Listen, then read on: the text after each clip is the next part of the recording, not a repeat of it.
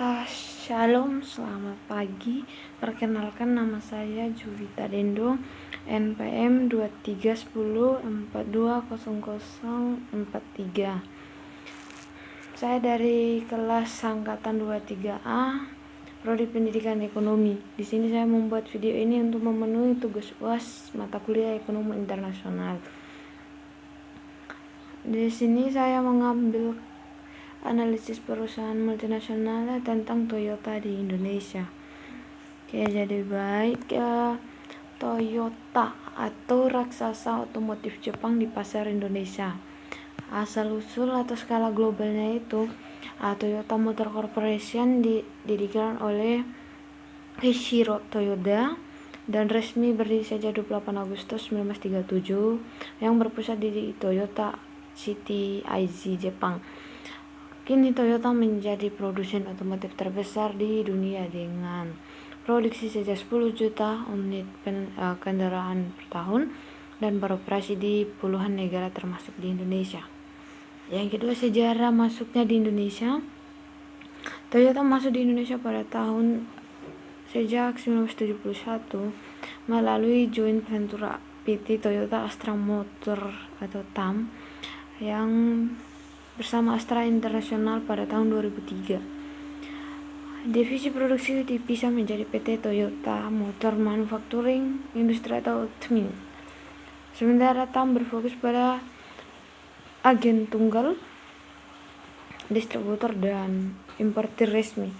Sini bisa dilihat bahwa 55 tahun Toyota beroperasi di Indonesia dan total investasi kumulatifnya itu mencapai 100 triliun dengan penyerapan tenaga kerja sekitar 360-an. Selanjutnya kita bisa lihat jejak operasi, produk, dan rantai pasoknya Indonesia itu ada 4. Yang pertama ada basic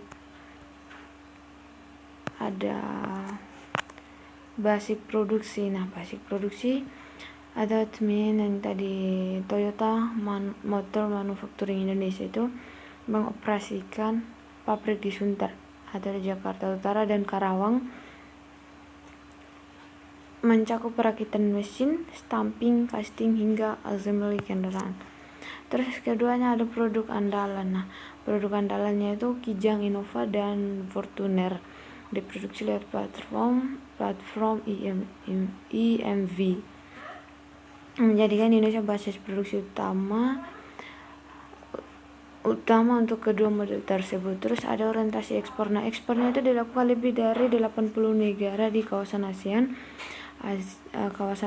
Afrika, Asia, Australia dan Timur Tengah selama puluhan tahun. Terus rantai pasoknya itu Toyota bermitra dengan lebih dari 100 pemasok komponen utama dan memperkuat industri otomotifnya dalam negeri. Di sini kita bisa lihat dia mempunyai 4 strategi, yaitu yang pertama ada penguatan konten lokal, investasi berkelanjutan, elektrifikasi dan baterai hybrid, dan berbasis ekspor regional. Terus yang ketiga ada kebijakan pemerintah terhadap perusahaan multinasional. Ada 2, ada aturan TKDN sebagai instrumen utama dan pergeserannya arah insentif. Ini bisa lihat pemerintah itu mewajibkan produsen otomotif memenuhi tingkat komponen dalam negeri atau TKDN minimal 40% agar memperoleh insentif fiskal seperti PPN ditanggung pemerintah. Terus pergeseran arah insentifnya itu insentif impor mobil dan listrik UTCBU resmi tidak diperpanjang sejak tahun 2006. Terus di sini ada peluang dan tantangan. Peluangnya itu ada 4. Mungkin salah satunya ada posisi mapan sebagai basis produksi dan ekspor IMF memudahkan adaptasi terhadap tuntutan TKDN karena rantai pasok lokal dan yang sudah kuat. Terus ada tantangannya, kenaikan terhadap TKDN dari 40% menuju 80% dari tahun sekarang sampai di 2030 nanti, menuntut investasi berkelanjutan pada komponen dan baterai lokal. Oke, mungkin di sini saya akan menyimpulkan yaitu Toyota telah menjadi bagian penting industri otomotif nasional selama lebih dari 55 tahun dengan investasi kumulatifnya mencapai 100 triliun dan penyerapan tenaga kerjanya yang ratusan ribu. Terus strateginya Toyota itu bertumpu pada penguatan konten lokal, ekspansi basis ekspor regional, dan elektrifikasi bertahap melalui kemitraan baterai. Terus ada kebijakan pemerintah, terutama aturan TKDN dan pergeseran intensif dari impor ke produksi lokal, mendorong Toyota untuk terus memperdalam investasi manufaktur Indonesia. Terus berikutnya kedepannya ini keberlanjutan posisi Toyota akan bergantung pada kemampuannya beradaptasi terhadap target TKDN yang meningkat serta persaingan pemain EV baru di pasar domestik.